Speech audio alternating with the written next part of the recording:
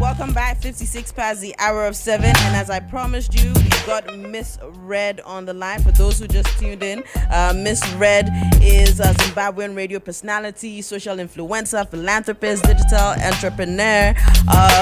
She's an events MC and host, as well as a TV presenter, best known for anchoring ZFM Stereo Drive Time show and the Rush Drive Time, and was named one of the 50 most influential Zimbabweans. It's an honor to have you here on the Y Lounge, MisRed. Good evening. Hey, that's like a really long profile. I didn't know. Because you just did so much. I mean, how can we not? Oh man, thank you guys for having me. Is it evening? What's the time zone? I guess you're like 2 hours ahead of us, or so. Yeah, we're 2 hours ahead of you guys, so it's just 3 minutes before 10 o'clock. Okay.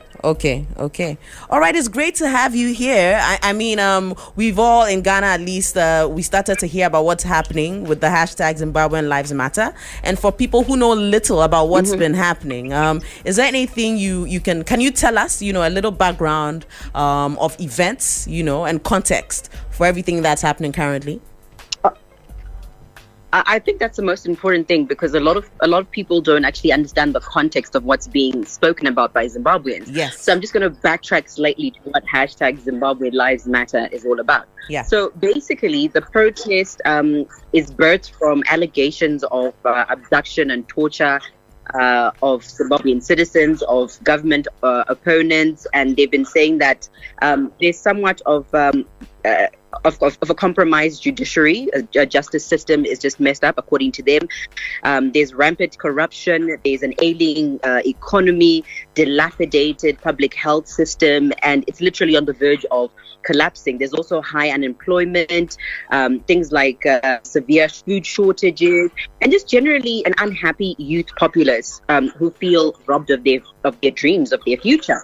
So for them, I think it was one of the biggest things that has actually come out of all of this, is that you hear a lot of young people. It doesn't matter which political party you support, but it's almost like a collective citizen movement to just say, government, we want human rights to be respected. We want to have our dreams back. We want you to look at different things and to hear us when we speak.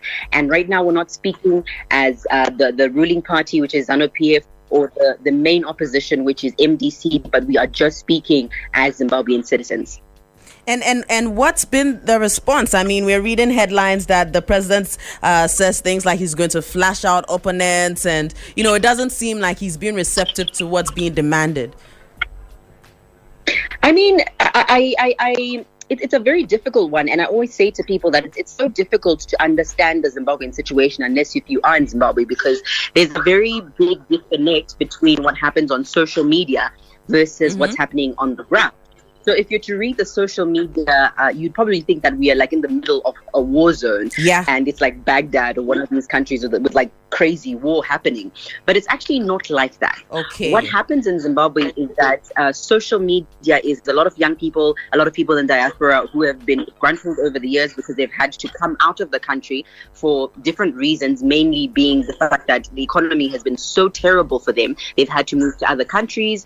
Families have been separated. So you find that the population of people on social media, they're more of the urban Zimbabweans who have access to internet and who have access to more information than the people in the rural areas. If you were to go to rural Zimbabwe today, they'll probably tell you that they don't know anything about Zimbabwean Lives Matter.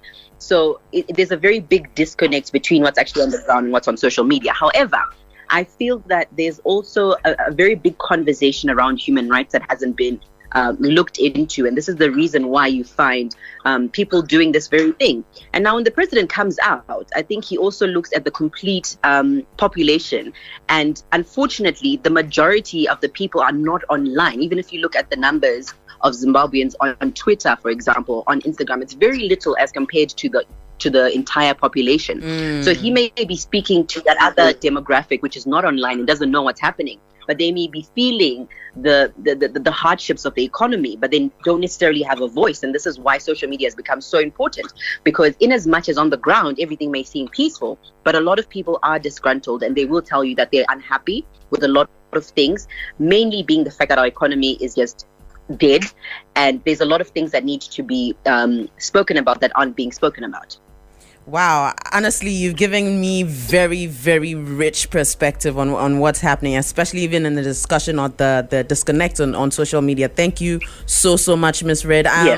I hear you've been to Ghana before. I'm a citizen of Ghana, man. Oh, I wow. love this country so much. Honestly, What's amazing thing about Ghana is almost like Zimbabwe. The people are very warm. Yep. They're loving. They are, they're receptive to new people, and I love that about Ghana. So I'm literally about to buy a house in Ghana. Yay! In every fellowship I go to, right, with other Africans, is the Zimbabweans I actually connect with the most. They feel most like Ghanaians after Nigerians. You know what I'm saying? So I get it. Yeah, 100%. It was great speaking to you. I'm gonna be back. Yes, so we'll definitely have you here on the Y Lounge when you get here. Yeah. I will be back, but very quickly, I need to actually mention something before I go. Yes. I think, from my perspective, I think the events of the next 4 weeks will have a long-lasting impact on, say, the political and the social landscape of the country, which is Zimbabwe.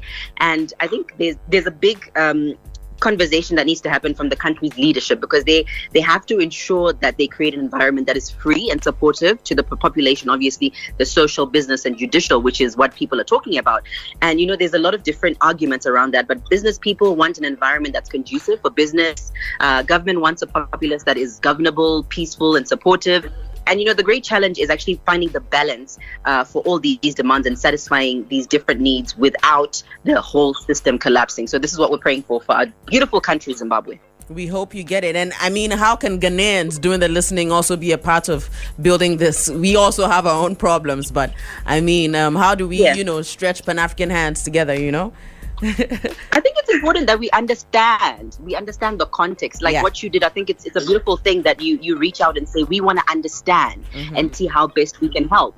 I mean, I think tonight, the president of South Africa, Cyril Ramaphosa, appointed a special envoy to actually come into Zimbabwe and just figure out what's going on with all these reports of that people are saying that human rights are being abused, etc. So it goes to show that in as much as social media may seem like an unimportant thing to the general populace of Zimbabwe, but there's a demographic which is speaking on social media, and it's got impact because everybody's talking about it. I mean, I've seen all these celebrities talking about it. Burna Boy was talking about it. American celebrities were talking about it. Ice Cube, etc. So it means that it's an important conversation that we actually look into this, and the government will definitely feel the pressure because the world is now looking. So it's an important time for us, and it's a beautiful thing where we have people wanting to actually understand what is actually going on. Yes, definitely. And thank you so much for helping share more of that perspective with us over here.